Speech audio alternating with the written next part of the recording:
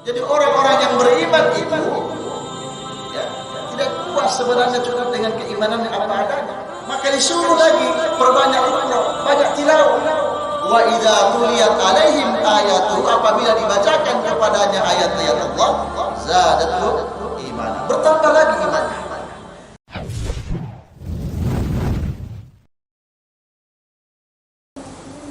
Assalamualaikum warahmatullahi wabarakatuh. Alhamdulillahi rabbil alamin. Ala bi ni'matihi tatibus shalihat. Ashhadu an la ilaha illallah wahdahu la syarika lah. Wa ashhadu anna Muhammadan abduhu wa rasuluhu la nabiyya ba'dah. Allahumma salli wa sallim ala habibina al-karim wa ala alihi wa ashabihi wa man tabi'akum bi ihsanin ila yaumil qiyamah. Amma ba'du, jemaah sekalian yang dimuliakan Allah Subhanahu wa taala. Saat ini kita berada di bulan Zulqa'dah. Dan sebentar lagi kita akan memasuki satu bulan yang penuh dengan sejarah, yaitu bulan Zulhijjah. Ketika kita bicara tentang bulan Zulhijjah, maka yang terbayang oleh kita adalah di sana ada peristiwa haji yang merupakan salah satu rukun yang dilaksanakan oleh umat Islam. Kemudian ada peristiwa yang lain, yaitu peristiwa masih merupakan rangkaian daripada haji itu sendiri atau yang ada di dalam bulan Zulhijjah, yaitu berkurban. Hadirin jemaah yang dirahmati Allah, dari peristiwa ini sebenarnya kita terkenang oleh satu sosok yang luar biasa, yang menjadi satu nama yang diabadikan di dalam Al-Quran. Rasanya sangat tertarik kita membahas akan hal ini. Rasanya satu hal yang sangat menarik untuk mengkaji satu sosok yang luar biasa ini, yaitu Nabiullah Ibrahim alaihissalam. Kata Allah, sesungguhnya telah ada suri tauladan, ya, ada uswatun hasanah, ada contoh yang baik, ya. Ada contoh yang baik, ya, bagi kamu sekalian, bagi kita ini, ya, di dalam sosok pribadi Ibrahim atau Nabiullah Ibrahim alaihissalam. Walladzina ma'ahu, dan orang-orang yang bersama dengan beliau. Dan di dalam tafsir disebutkan bahwa yang dimaksud dengan orang-orang yang bersama dengan beliau adalah pengikut-pengikut beliau yang setia, yang taat, yang kemudian mengikuti ajaran yang dibawa oleh Nabiullah Ibrahim alaihissalam. Mulai dari beliau kecil sudah dikondisikan sedemikian rupa sehingga Ibrahim itu telah memiliki karakter yang luar biasa, yang menarik. Ya, Ibrahim itu dilahirkan di suatu daerah yang disebut dengan nama Babilonia atau dikenal dengan Irak, ya, negara Irak saat ini. Pada saat itu Ibrahim itu dilahirkan di tengah-tengah kondisi masyarakat yang penuh dengan kemusyrikan. Penuh dengan kemusyrikan. Ada 3 penyembahan yang dilakukan masyarakat Babilonia pada saat itu. Yang pertama adalah masyarakat pada saat itu menyembah patung. Kebanyakan mereka menyembah patung, ya, yang terbuat dari kayu, yang kemudian, ya, yang banyak dibuat patung itu oleh bapaknya Ibrahim sendiri azam. Kemudian yang kedua, masyarakat Babilonia itu menyembah bintang. Bintang Pak disembah. Ya, jadi kalau malam hari mereka melihat bintang maka kemudian bersujud. Ya, gitu. Kemudian yang ketiga adalah menyembah rajanya. Namrud. Ya. Raja pada saat itu dianggap sebagai Tuhan yang memiliki kekuatan dan kekuasaan yang luar biasa. Bahkan sampai ke tingkat, ya namanya dia menganggap dirinya sebagai Tuhan, ya berarti dia bisa menganggap dirinya bisa mematikan, bahkan bisa menghidupkan. Inilah gambaran ya, akidah yang dimiliki daripada masyarakat Babilonia. Dalam kondisi seperti itulah Nabiullah Ibrahim alaihissalam ini dilahirkan. Suatu ketika raja ini bermimpi, kurang lebih riwayatnya sama dengan Nabi Musa, bahwa nanti suatu ketika ada yang mengancam kekuasaannya, sehingga mengeluarkan fatwa bahwa setiap ada anak yang lahir harus dibunuh. Ya, pada saat ibunya Nabi Ibrahim lagi mengandung, ya, setiap ada anak lahir harus dibunuh, mau laki-laki mau perempuan bunuh. Tentu sebagai orang tua yang pada saat itu lagi mengandung ibunya Ibrahim ini sangat khawatir kalau kemudian anaknya lahir di tengah masyarakat yang lagi saat itu setiap ada anak yang lahir harus dibunuh. Maka kemudian ibunya ini memiliki ilham, mendapatkan ilham, petunjuk agar kemudian nanti anak yang lahir ini bisa selamat. Maka pergilah ibunya ini ke hutan, dan di sana ada satu gua. Kemudian menunggu sampai kemudian dia lahir. Di sanalah Ibrahim dilahirkan di dalam belantara hutan, di dalam gua, sampai kemudian ya perkembangannya beberapa saat di sanalah dia berdiam. Jadi ada suatu hikmah bahwa ketika Ibrahim ini dilahirkan memang sudah diselamatkan, sehingga kemudian di dalam perkembangannya itu sejak beliau masih bayi ya beranjak besar terus itu tidak terkontaminasi dengan hal-hal yang sifatnya mengandung kesyirikan. Ini hikmahnya. Jadi sejak kecil Allah Subhanahu wa ta'ala sudah mengkondisikan Ibrahim itu agar tidak tercemari dari hal-hal yang berbau syirik. Karena pada saat itu masyarakat Babilonia ya kesyirikan luar biasa.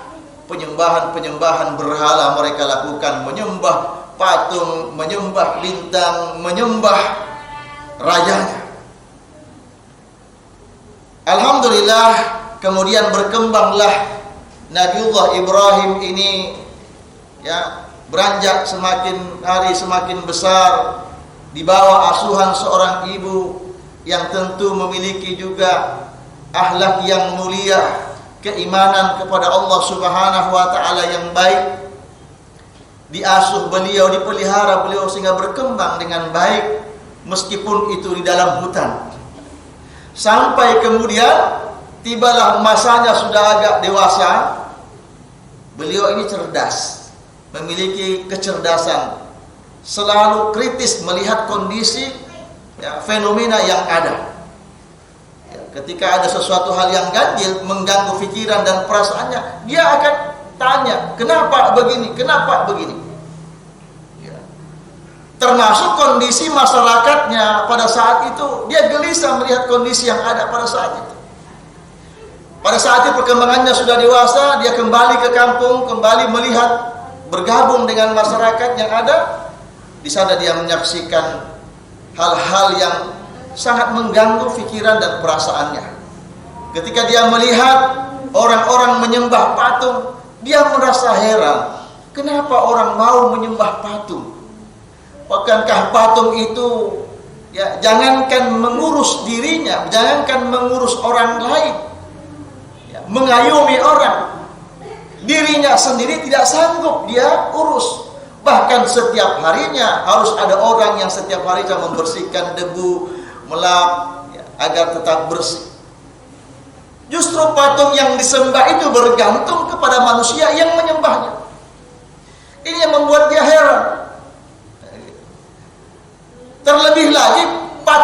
yang disembah pada saat itu buatan bapaknya. Ya, ini kan makin membuat dia bertanya-tanya, ini kenapa manusia kok begini? Sehingga dia selalu bertanya kepada orang-orang, protes kenapa begini, sehingga membuat orang gerah, membuat masyarakat Babilonia pada saat itu menjadi gerah. Ini anak cerewet betul nih. Gini. Banyak tanya, protesnya bukan main, luar biasa. Bahkan sampai suatu ketika karena banyak protes begitu, bapaknya marah dan memukul dia. Ya, karena bapaknya yang bikin Tuhan itu. Ya, dia protes bapaknya, ini kok patung ini disembah, padahal bapak yang bikin. Sehingga bapaknya marah, kemudian dia dipukul. Ya. Tapi tidak berhenti protesnya itu, ya, terus menerus. Ya, dia lakukan, dan dia ingin tahu siapa sesungguhnya Tuhan yang sebenarnya. Karena ketika dia melihat orang menyembah patung, rasanya tidak mungkin patung itu Tuhan. Ketika dia melihat orang menyembah raja, dia melihat raja itu juga manusia sama dengan dirinya. Tidak mungkin itu Tuhan. Ketika dia melihat orang menyembah bintang, ya, dia melihat bintang itu ya bisa berganti-ganti, hari ini ada, besok tidak ada, kemudian lagi ada. Terus menerus dia penasaran, sehingga kemudian dia juga ingin tahu siapa sesungguhnya Tuhan itu. Siapa sesungguhnya yang berkuasa di alam semesta ini. Rasa penasaran terus menggelayuti di dalam benak, pikiran, hati Ibrahim ketika beliau masih remaja, ketika beliau masih dewasa, masih ya remaja sebelah. Ikhwani fillah yang dirahmati Allah Subhanahu wa taala, kegelisahan ini, ya, keresahan yang dimiliki oleh Ibrahim melihat fenomena masyarakat pada saat itu, ada suatu pertanyaan-pertanyaan yang senantiasa mengkritisi kondisi yang ada saat itu. Pada dasarnya inilah petunjuk, inilah rusdah. Beliau sudah bisa melihat sejak kecil mana yang batil. Walaupun yang hak belum dia dapatkan, tapi yang batil dia sudah tahu, oh ini batil. Meskipun dia belum mendapatkan mana yang sebenarnya. Inilah rusdah, inilah petunjuk. Inilah karunia Allah Subhanahu wa taala yang dimiliki Nabiullah Ibrahim sejak beliau masih remaja, sejak beliau masih kecil. Ikhwani fillah yang dirahmati Allah Subhanahu wa taala, maka perjalanan spiritual Ibrahim mencari Tuhan ini terus berlanjut. Semakin penasaran beliau, siapa sesungguhnya Tuhan ini. Ketika beliau ya menyaksikan datangnya malam, kemudian dia menyaksikan ada bintang yang banyak bertaburan di langit, berkelap-kelip. Kemudian dia mengatakan, mungkinkah ini Tuhan? Ya, sebagaimana bisa kita lihat ya di dalam uraian yang disampaikan oleh Allah Subhanahu wa taala di dalam Quran surah Al-An'am, ya. Di dalam Quran surah Al-An'am ayat 76, 77, 78, di sana digambarkan bagaimana Ibrahim itu mencari Tuhan. Ibrahim berikrar, ya, membaca situasi dan kondisi yang ada di sekitarnya demi untuk mendapatkan yang namanya kebenaran, demi untuk mendapatkan yang namanya al-haq, yaitu Allah Subhanahu wa taala. Perjalanannya mencari Tuhan terus. Ketika dia melihat bintang, dia mengatakan, mungkinlah ini bintang, tapi saya tidak mau. Ketika bintang ini lenyap, ya saya tidak mau bertuhan kepada yang hilang, kepada yang lenyap. Kemudian tatkala beliau melihat bulan, ya beliau kagum, mungkin ini Tuhan karena dia lebih besar, cahayanya lebih terang. Ternyata ketika bulan itu terbenam, dia kemudian mengatakan, ya saya, ya sesungguhnya jika Tuhanku tidak memberi petunjuk kepadaku, pastilah aku termasuk orang yang sesat. Ya, kayaknya nggak pantas ini bulan jadi Tuhan. Inilah pikiran kritis yang dimiliki Ibrahim. Terus ketika pagi hari beliau menyaksikan matahari terbit, ya, sinarnya yang begitu terang, beliau berkata lagi, mungkinkah ini Tuhan? Karena ya dia lebih besar, sinarnya lebih terang. Tapi kemudian ketika di sore hari matahari terbenam, beliau berkata, ya rasanya tidak percaya kalau ini Tuhan, hilang lagi. Sehingga kemudian berkata, hai kaumku, sesungguhnya aku berlepas dari apa yang kamu persekutukan. Ya karena pada saat itu ada yang menyembah bulan, ada yang menyembah bintang, ada yang menyembah matahari. Ya. Belum puas, ya, belum ada kepuasan dalam mencari kebenaran. Sehingga tentunya mujahadah ini, ikhtiar yang dilakukan oleh Nabiullah Ibrahim ini ketika beliau belum diangkat sebagai nabi sebenarnya, ini mengundang tentunya kasih sayang Allah Subhanahu wa taala.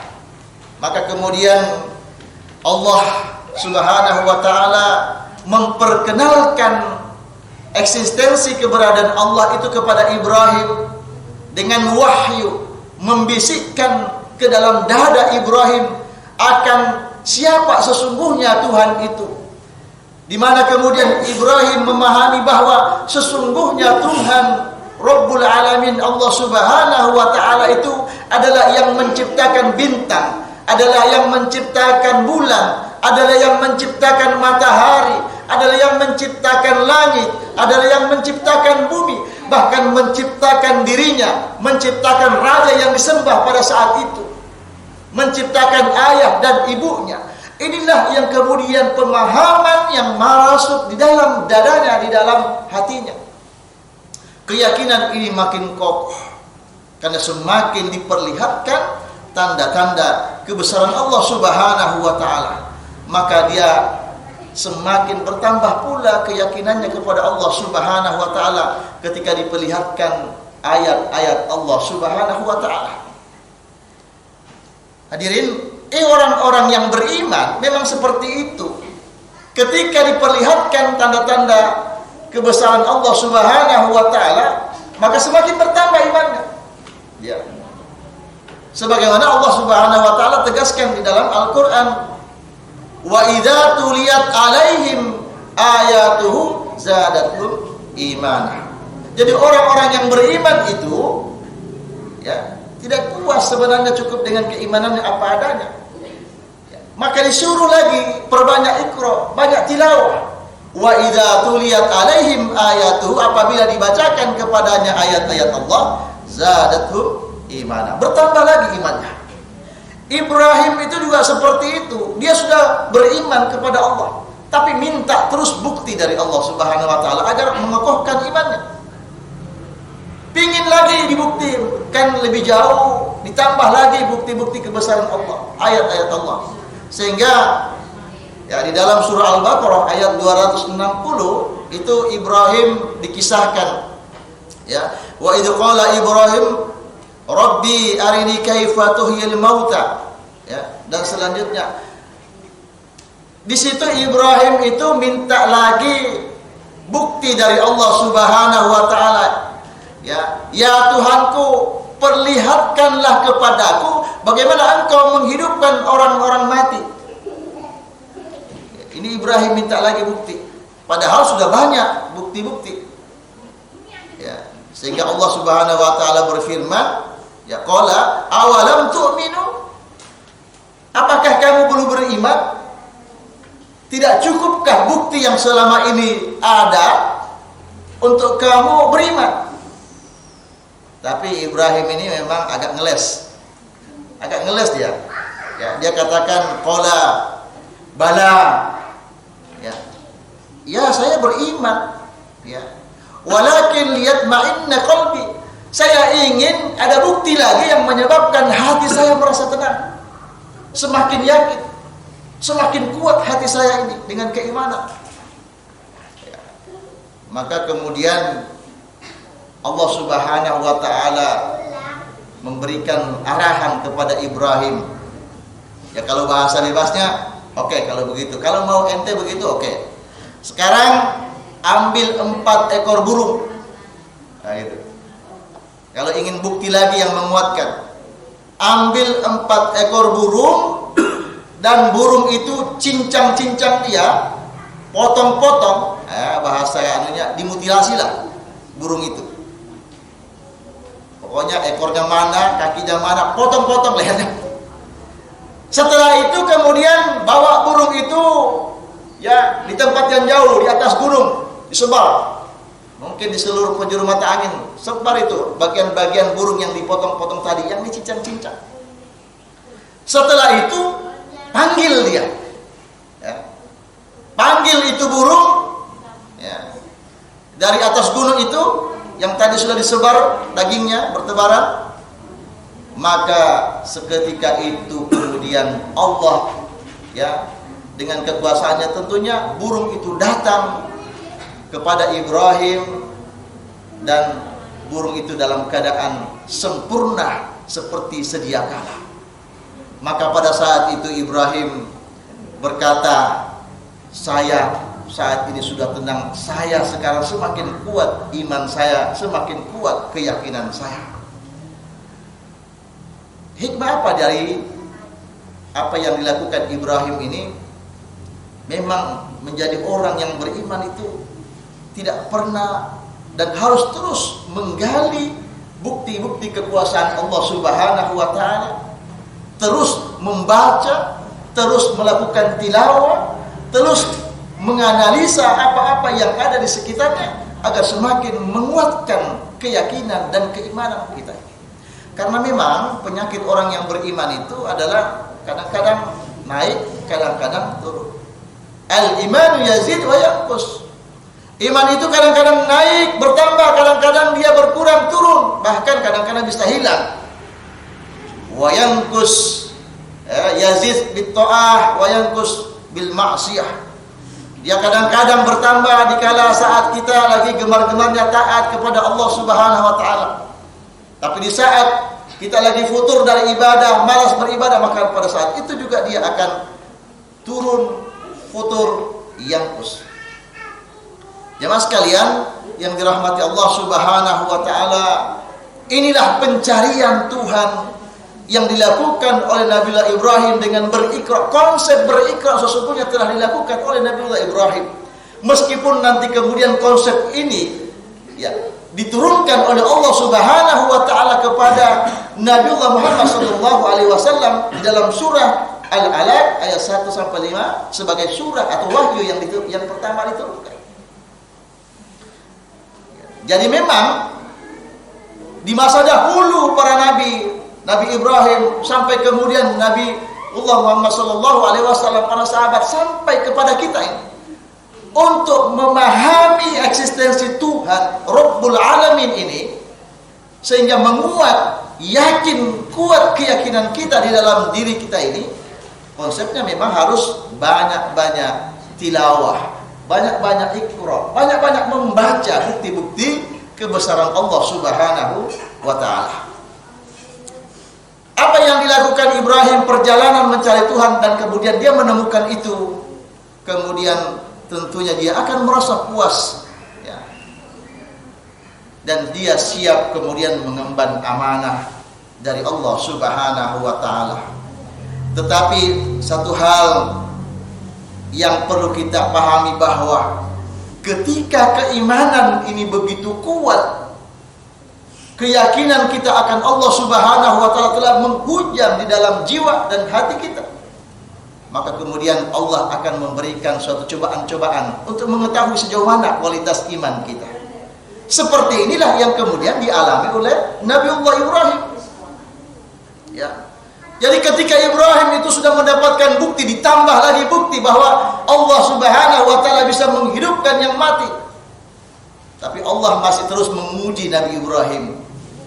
Luar biasa ya, kalau kita pelajari sejarah Ibrahim itu luar biasa, begitu banyak ujian-ujian yang dialami oleh Nabiullah Ibrahim. Kita coba sedikit bahas. Ketika Nabi Ibrahim, ini ujian pertama, Ibrahim sudah bertauhid, sudah mengenal dan menemukan Tuhan, maka dia sudah tidak sabaran, maka dia pergilah, dan sekaligus ini sudah mendapatkan mandat untuk membawakan risalah untuk mengajak manusia kepada ketauhidan. Maka pergilah dia di tengah umat menyampaikan untuk semua orang bisa ya bertauhid, hanya menyembah kepada Allah Subhanahu wa taala, tinggalkan menyembah patung, tinggalkan menyembah bintang, tinggalkan menyembah raja. Apakah semulus itu dakwanya? Tentulah tidak. Begitu banyak orang yang menentang. Ya, semua orang merasa kepanasan, semua orang merasa gerah, sehingga kemudian ya mereka berpikir bagaimana berbuat makar terhadap Ibrahim. Ya, karena rasanya dengan kata-kata Ibrahim juga tidak pernah mundur, diancam-ancam yang nggak pernah surut, sampai kemudian bersepakatlah orang-orang tokoh-tokoh masyarakat pada saat itu untuk membunuh Ibrahim dengan cara membakarnya. Ditangkaplah Ibrahim. Nah, ini bukan Ibrahim ini. Ditangkaplah Ibrahim dan kemudian dibakar.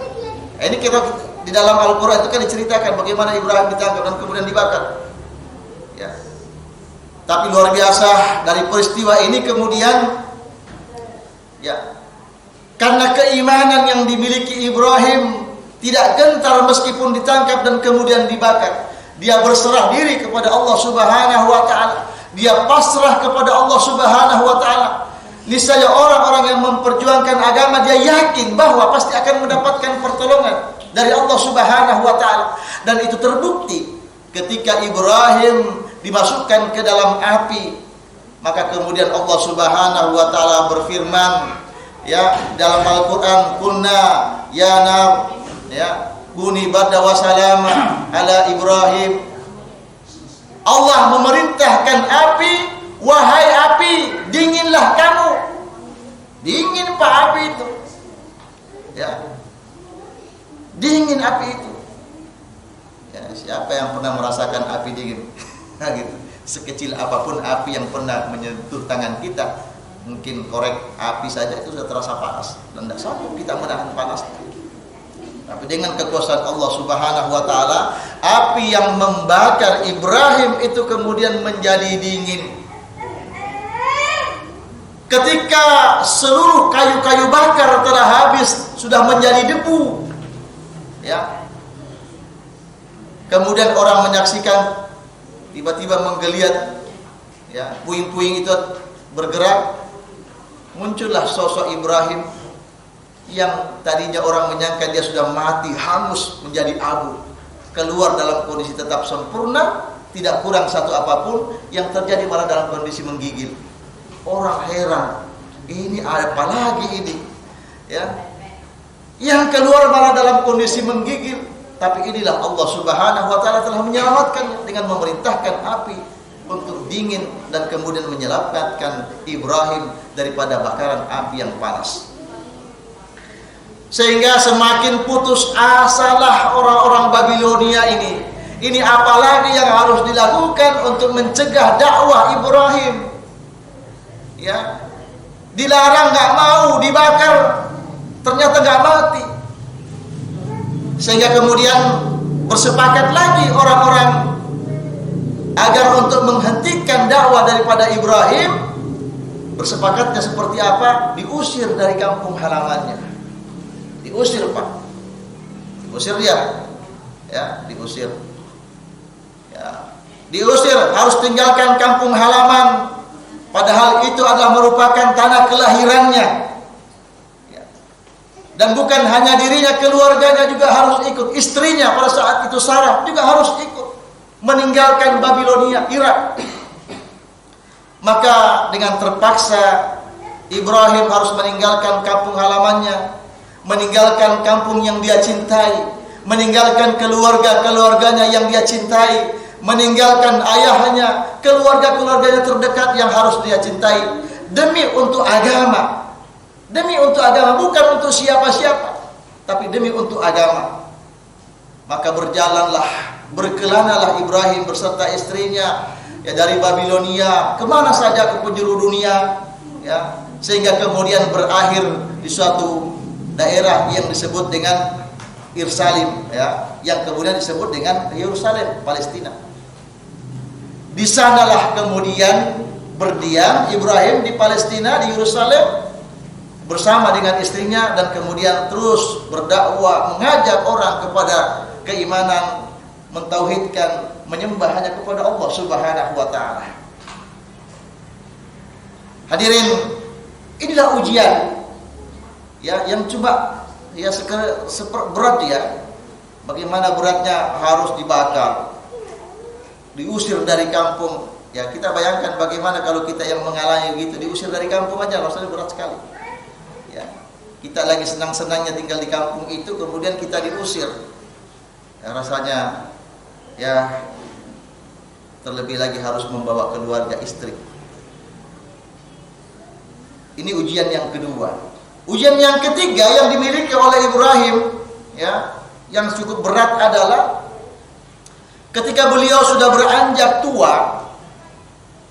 Ibrahim itu merasa gelisah. Kenapa? Karena belum punya kader penerus yang diharapkan bisa melanjutkan risalah perjuangan ini di dalam hal menegakkan agama Allah di muka bumi. Beliau gelisah, dia sudah tua, istrinya juga sudah mulai tua, Sarah itu. Sehingga beliau selalu berdoa kepada Allah Subhanahu wa taala, Rabbi habli minas shalihin. Ya Allah, karuniakanlah kami ini anak. Satu paket langsung anak yang soleh. Jadi bukan cuma anak, tapi langsung satu paket. Rabbi habli minas shalihin. Ya Allah, karuniakanlah kami anak yang soleh. Sebenarnya Ibrahim ini hampir putus asa, karena pada saat itu istrinya ini sudah dianggap mandul. Walaupun pada saat itu gak ada dokter yang memvonis bahwa sudah mandul, ya. Tetapi masih terus ada harapan Nabiullah Ibrahim bahwa ya kalau Allah berkehendak pasti bisa. Sehingga dalam sujudnya, dalam munajatnya, dalam ratapannya di hadapan Allah Subhanahu wa taala, beliau selalu minta, ya Allah, karuniakanlah kami ini, karuniakan kami ini anak yang soleh. Khawatir beliau kalau kemudian beliau wafat tidak ada yang melanjutkan perjuangan atau risalah ini. Jadi beliau minta sekaligus kader biologis dan sekaligus kader ideologis. Bukan hanya kader biologis saja. Kemudian ratapan dan harapan Nabiullah Ibrahim ini yang senantiasa dimunajatkan setiap saat dalam sujudnya, dalam ratapannya di tengah malam, kemudian mendapatkan jawaban dari Allah Subhanahu wa taala, di mana jawaban itu dititipkan lewat Sarah. Gitu. Ini jawabannya tidak terduga. Bukan jawabannya kemudian Sarah hamil punya anak, bukan, tapi jawabannya adalah Sarah kemudian memerintahkan kepada suaminya, "Bang, nikah lagi." Gitu. Ya. Jadi disuruh nikah jawabannya. Dan kemudian Ibrahim menikah, dan yang dinikahi adalah Hajar, seorang pembantu beliau sendiri. Ya. Jadi Hajar itu adalah pembantu beliau di rumah, yang bantu untuk kegiatan-kegiatan rumah tangga. Ya. Kemudian akhirnya beliau nikahi atas saran dan juga persetujuan dari istri beliau, Sarah. Lanjut bahwa setelah beliau menikah dengan Hajar, ya, kemudian Allah Subhanahu wa taala memberikan karunia lewat Hajar mengandung dan kemudian melahirkan anak yang selanjutnya kemudian diberi nama Ismail. Pada saat itu lagi senang-senangnya Nabi Ibrahim. Betapa luar biasa rasa sayangnya, sehingga kemudian terlihat memang Ibrahim lebih cenderung sayang kepada Hajar dibandingkan Sarah. Sebenarnya tetap sayang semuanya, tapi karena mungkin ada anaknya, kemudian sepertinya ini dalam pandangan Sarah seakan-akan Ibrahim ini lebih banyak perhatiannya kepada istri mudanya. Nah, ini manusiawi, ya. Sehingga muncullah rasa kecemburuan daripada Sarah. Jadi manusiawi memang, padahal dia yang suruh nikah. direstui, silahkan bang nikah lagi. Mudah-mudahan dengan nikah lagi nanti punya anak. Tapi begitu punya anak, Ibrahim sudah sibuk juga perhatikan anaknya, senang dia, cemburu. Cemburu Sarahnya. Ya, ini mentang-mentang saya sudah tua, mentang-mentang saya gak punya anak, gak pernah lagi saya ditemani ke pasar. Gak pernah ditemani tidur jarang, yang ada sama istri mudanya terus. Wah, ini kurang lebih begitulah bahasa bebasnya. Ya. Lanjut Ibu. Baru istri kedua. Ya, baru istri kedua. Lanjut bahwa Nabi Ibrahim merasakan suatu hal yang dilematis. Ya. Secara manusia memang dia merasa bersyukur dan senang ketika punya anak. Tapi di sisi lain Sarah ini cemburu. Sehingga kemudian Sarah memberikan usulan kepada suaminya, "Bang, saya ini cemburu. Kayaknya kau ini sekarang lebih perhatian kepada istri muda, apalagi dia punya anak. Terus gimana? Gimana kalau kami dijauhkan? Jangan dekat-dekatan gitu. Saya nggak kuat lihat kalau lagi mesra-mesra sama istri baru gitu. Nggak kuat kalau saya saksikan gitu. Saya usul kita dipisah aja lah. Mungkin nanti Hajar dibawa kemana gitu." Ibrahim nggak bisa bicara apa-apa. Bingung dia sebagai seorang suami, ya, memilih harus apa yang dia lakukan. Terlebih lagi kalau sekiranya Sarah berkata, "Pilih dia atau pilih aku." Wah, ini lebih repot lagi. Karena susah untuk memilih, karena semuanya menyenangkan dan menggembirakan. Ya tentu dengan mengharapkan petunjuk Allah Subhanahu wa taala, Ibrahim kemudian demi untuk menjaga perasaan istrinya Sarah sebagai sosok istri yang tangguh sebenarnya. Kenapa saya katakan tangguh? Bagaimanapun juga Sarah adalah istri yang sangat tangguh yang tidak mungkin dia tinggalkan. Karena perjalanannya meninggalkan kampung halaman, diusir dia dari kampung halaman, berbagai cobaan perjalanan yang jauh. Siap mendampingi suaminya dalam perjuangan, rela berkorban untuk perjuangan, tidak mungkin dia tinggalkan. Sudah banyak jasanya meskipun dia tidak punya anak. Sehingga ini tetap dia jaga perasaannya, dan kemudian dia memilih harus menjauhkan Hajar. Dibawalah Hajar ke suatu tempat yang kemudian di sana disebut sebagai suatu lembah, yaitu lembah Bakkah, yang kemudian sekarang disebut dengan Mekkah. Ini diabadikan dalam Al-Quran. Dibawalah ke sana Hajar bersama anaknya Ismail yang masih kecil, bayi, yang tidak mengerti persoalan rumah tangga orang tuanya. Tidak ngerti. Hajar pun nggak tahu dibawa kemana dan berapa lama dibawa, nggak tahu. Sehingga kemudian perbekalan yang dibawa itu seadanya saja, paling untuk makan beberapa hari lah di perjalanan. Pergilah ke sana. Setelah sampai di Bakkah atau di Mekkah, sekarang ini suatu lembah. Kemudian setelah beberapa hari, Ibrahim berkata kepada istrinya Hajar, "Wahai istriku yang saya cintai, saya ingin meninggalkanmu di sini." Kuat kayak gitu. Ada apa nih? Kok bisa gini nih?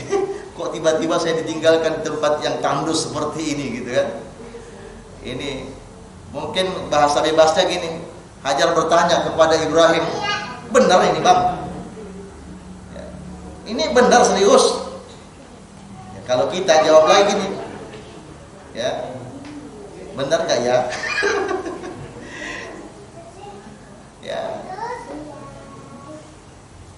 Ibrahim tidak bisa menjawab ketika istrinya Hajar bertanya, "Ini benar gak ini bang? Saya akan ditinggalkan bersama anak saya di sini. Di tempat ini tidak ada kehidupan, gak ada air, lembah ini tandus. Sementara perbekalan semakin menipis." Ibrahim hanya bisa diam, mungkin tertunduk, tidak sanggup menjawab pertanyaan pertanyaan istrinya. Ya, gak sanggup. Tapi karena memang ini sudah tekad,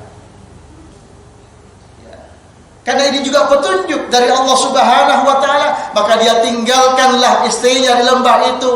Kemudian dia berjalan meninggalkannya sambil ditatap oleh istrinya. Demi langkah demi langkah meninggalkannya, istrinya bertanya kepada Ibrahim, "Wahai Ibrahim, ya, apakah kiranya tujuanmu ini kamu tinggalkan saya beserta anakmu di sini?" Ibrahim hanya bisa terdiam dan terus melangkah meninggalkan istrinya. Bertanya lagi istrinya, "Bang, benarkah ini bang?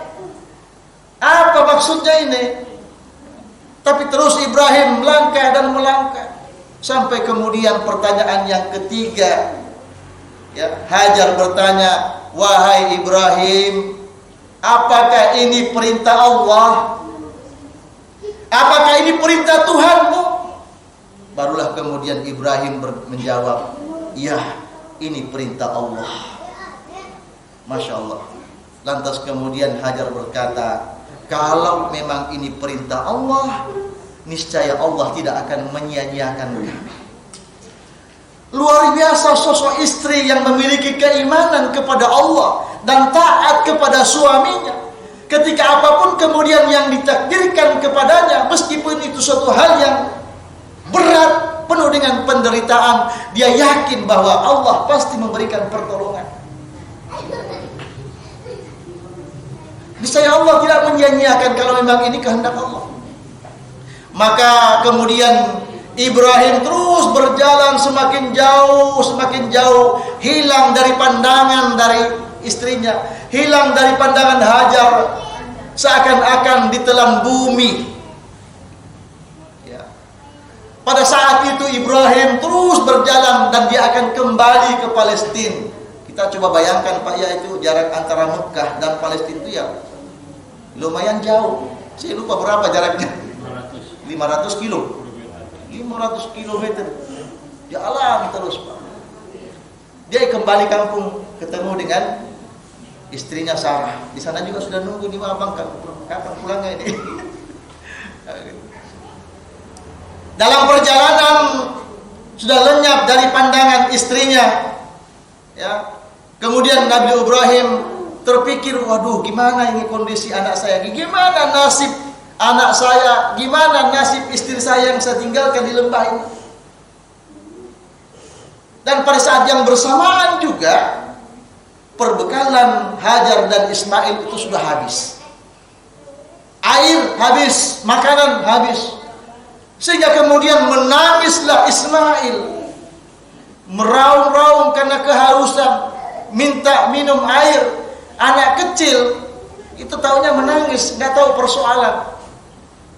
Dia lapar nangis, dia haus nangis, dia pipis nangis. Itu saja memang bahasa yang bisa dilakukan anak kecil. Nangis dan gelisahlah Hajar melihat anaknya yang menangis, dan kemudian Hajar berlari ke sana kemari mencari air. Ya, yang kemudian tempat berlarinya itu disebut dengan Safa dan Marwah, yang kemudian dalam ritual haji disebut sebagai tempat untuk bersa'i. Berlari Hajar ke sana kemari mencari air.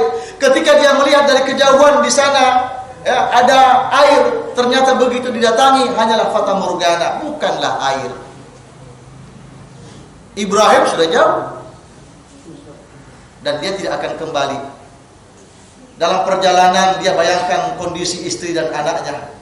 Dia sudah bayangkan, waduh kasihan istri saya, kasihan anak saya. Maka pada saat itu yang bisa dilakukan oleh Ibrahim hanya munajat kepada Allah Subhanahu wa taala. Dia berdoa kepada Allah Subhanahu wa taala, "Rabbana, ya Tuhanku." Ini doanya Ibrahim dalam perjalanan. Ya. "Inni askantu min dzurriyyati biwadin ghairi zar'in 'inda baitikal muharram."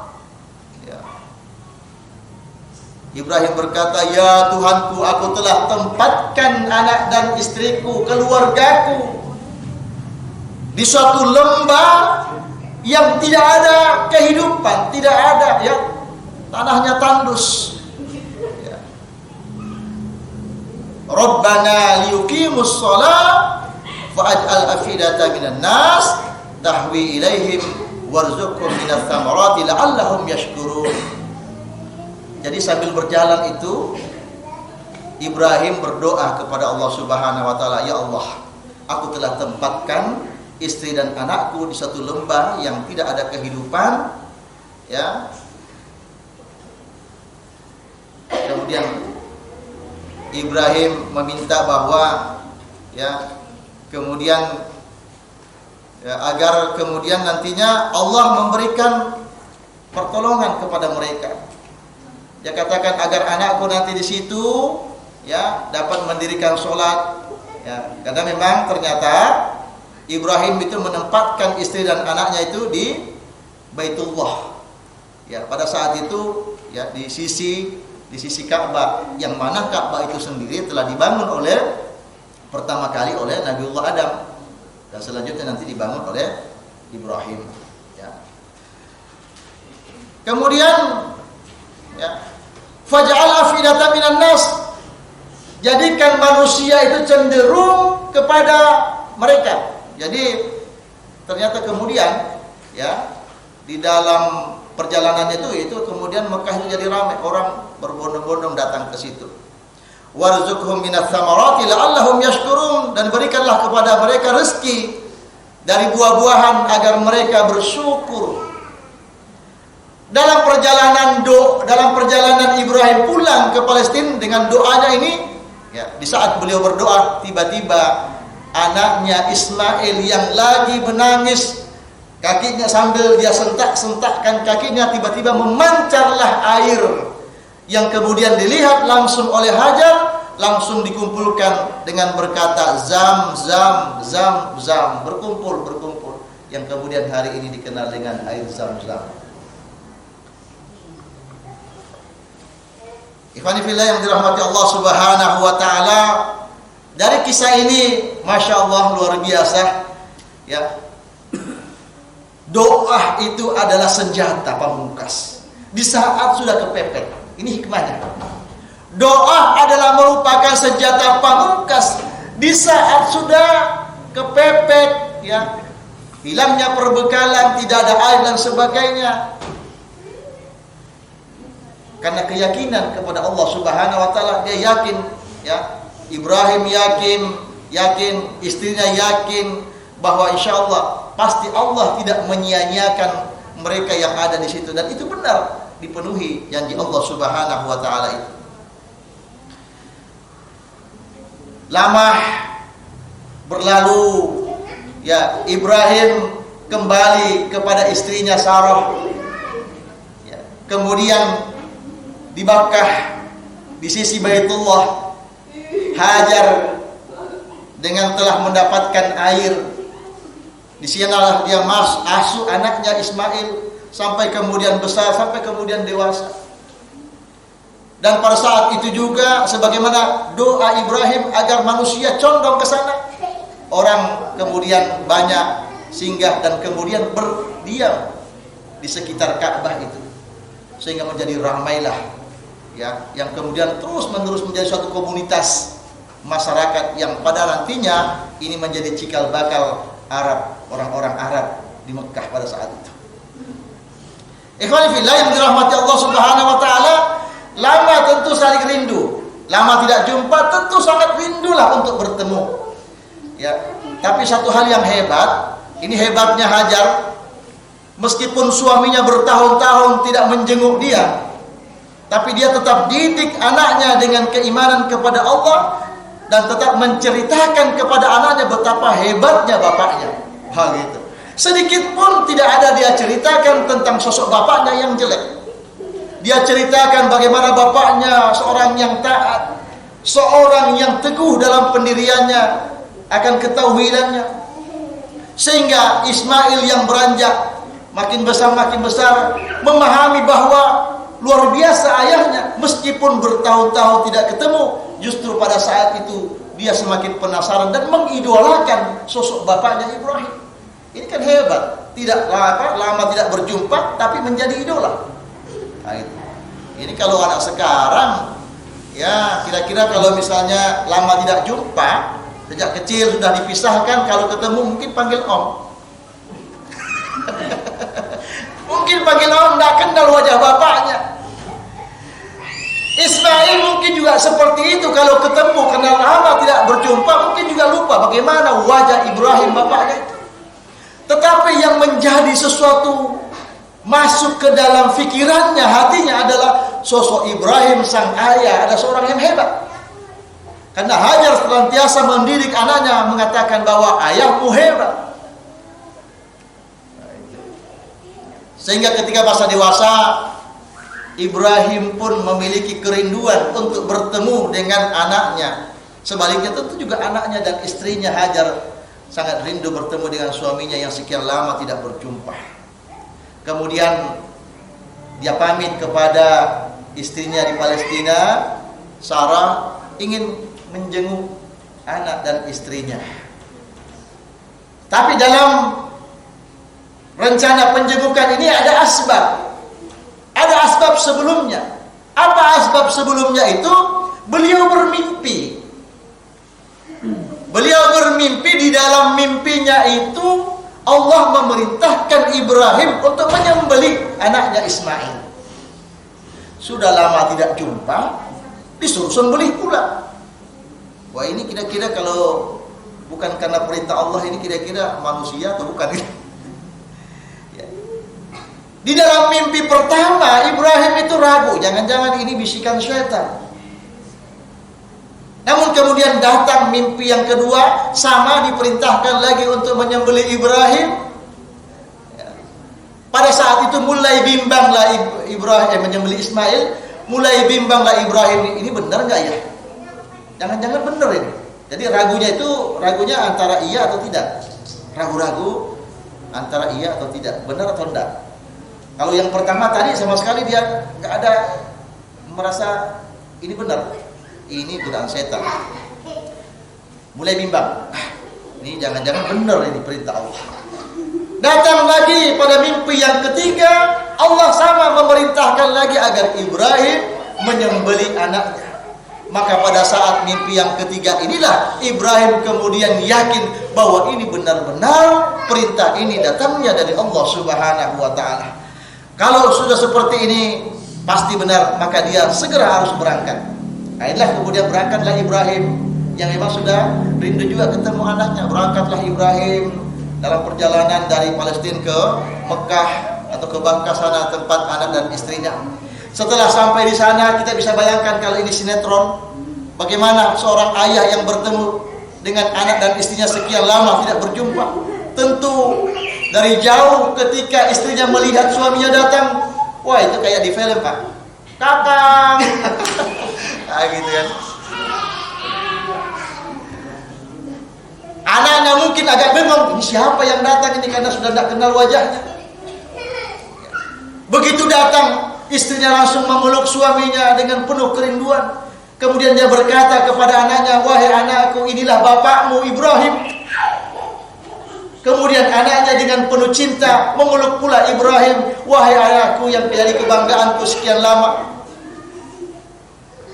Saya terharu baca ini. Terharu juga saya kalau menyebut seperti ini. Ayah yang dia banggakan, yang senantiasa diceritakan oleh ibunya, hari ini datang memenuhi, ya, untuk memberikan kasih sayang. Hari-hari berlalu, sehari dua hari mereka makan bersama, minum bersama, tidur bersama, dan memadu kasih. Masya Allah, ini suatu hal yang luar biasa, nikmat yang luar biasa berkumpulnya keluarga ini.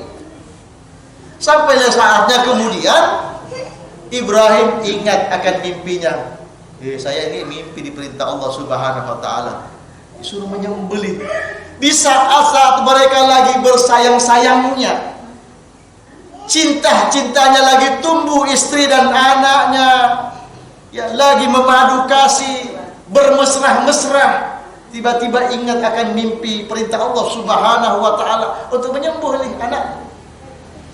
Berat rasanya, tapi ini harus disampaikan karena ini perintah Allah Subhanahu wa taala. Kecintaan dan ketaatan kepada Allah haruslah lebih tinggi daripada hanya sekedar kecintaan kepada istri dan anak. Inilah orang yang beriman. Sehingga kemudian untuk melaksanakan perintah Allah ini, Ibrahim menyampaikan kepada istrinya, wahai istriku, saya ingin ajak Ismail ini jalan-jalan. Tolong dia dikasih pakaian yang bagus, kasih pakai baju baru. Kemudian Hajar memberikan wangi-wangian kepada anaknya, harum.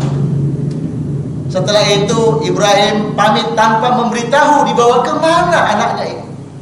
Tanpa memberitahu kepada istrinya dibawa kemana dan untuk apa anaknya dibawa. Aja kayak saya ingin bawa saja jalan-jalan. Ya namanya lagi senang-senangnya dengan bertemu ayah dan anak, ya istri tentunya ya monggo jalan, gitu kan. Di dalam perjalanan kemudian Ibrahim berkata kepada anaknya, wahai anakku, aku telah bermimpi, ya, bahwa di dalam mimpiku itu aku diperintahkan oleh Allah Subhanahu wa taala untuk menyembelihmu. Nah, ini diabadikan oleh Allah Subhanahu wa taala dalam Al-Qur'an surah As-Saffat ayat 102. Ya, Allah berfirman, "Falamma balagha ma'ahu sa'ya, qala ya bunayya inni ara fil manami anni adbahuka fanzur madza tara."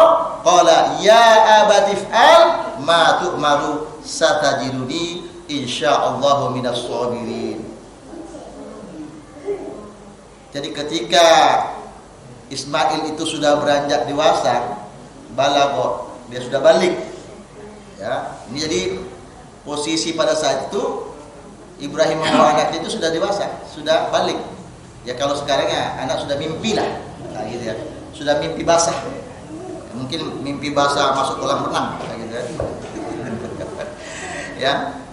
Kemudian dia berkata kepada anaknya, ya bunayya inni ara fil manami, aku melihat di dalam mimpiku, ya, anni azbahuka, aku menyembelihmu, diperintahkan Allah menyembelihmu.